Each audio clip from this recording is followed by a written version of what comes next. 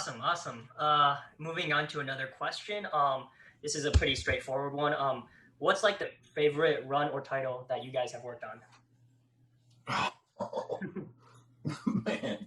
I don't know if you guys are allowed to say, or maybe Well, it's kind of like, to me, that's kind of tricky. That's honestly one of those. So, which one of your kids is your favorite? You know, you kind of go, well, clearly that's Billy. I don't like Dave. I think it's all, for me. It's different things for different reasons. Yeah.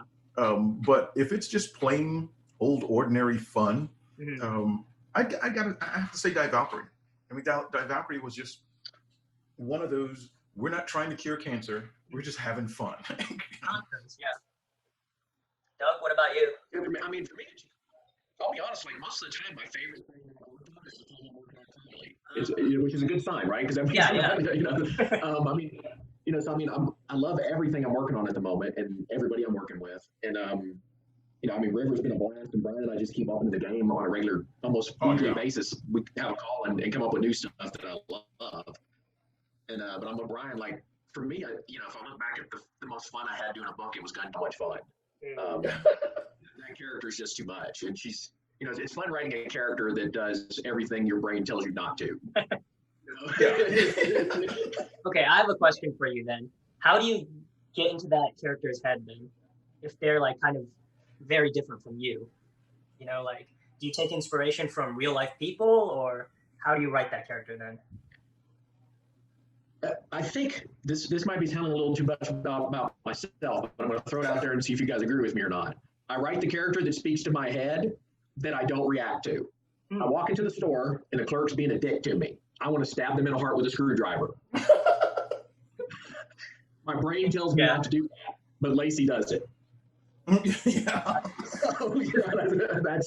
That's how I handle that kind of character, because there's that voice in my head that says stuff like that I go, that's a bad idea, Doug, don't do that. And so when you're writing that kind of character, like, you put yourself in that situation and go, okay, what would I do? Yeah.